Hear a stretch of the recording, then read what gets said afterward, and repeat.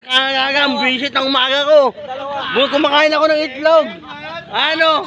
O, so, bibintangan ba naman ako na nalaglag yung headset? Ako daw may kasalanan? Huwag kayo sumakay dyan, sabi mo. Huwag kayo sumakay dyan. Ano mo? Hindi ka naman Hoy! Nagtatricycle, huwag kayo sumakay dyan. Sabi Ano? mo, Ano? Utang ka yan! Ano? Nagbinamana ako. Tapos na, nagbulog yung negosyo, boy. Nagninegosyo yung tao, boy.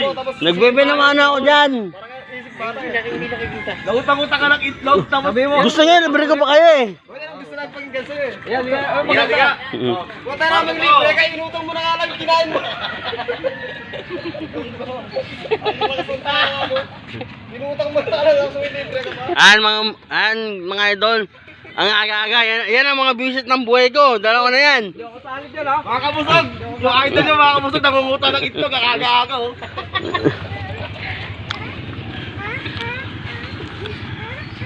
Ano ba yan, James?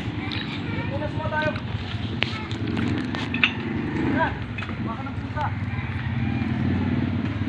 Bukas na kaya. Ano, ako alam sa ano. Mas ako sa ito. Aba.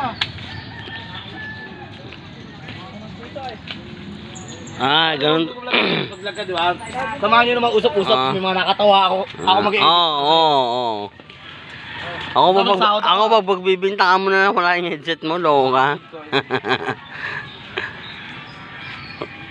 Mama. Boy, nalaglag yung ano ko, boy. Earphone ko, boy. Dahil sa'yo, boy.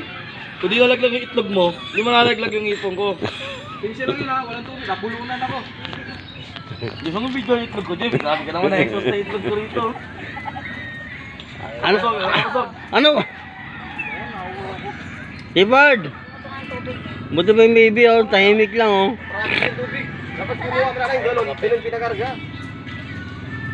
Tinatanggalan niyo muna. Ano mo, rurog na. Sarado mo. Ano yan? Nabulunan na yung tao. Nabulunan sa ato ba? Ano? Tanggalan niyo muna. Wala bang binamano, punta. May mga visit na sa buhay ko. Grabe naman, napunta ka lang. Wala mo may naman yung tao. Kung ano mo yun, sinundo. Ayan, ano? Ano ka ngayon? Sinundo ka ngayon?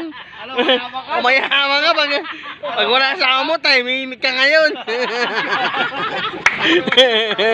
Ano kayo lang, yabang ka. Hindi ka makapagsalita ngayon. Alam mo, ha?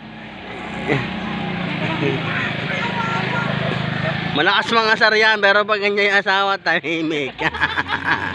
Parang good boy. Tahimik yan mag-ano eh. Oh, mandaba.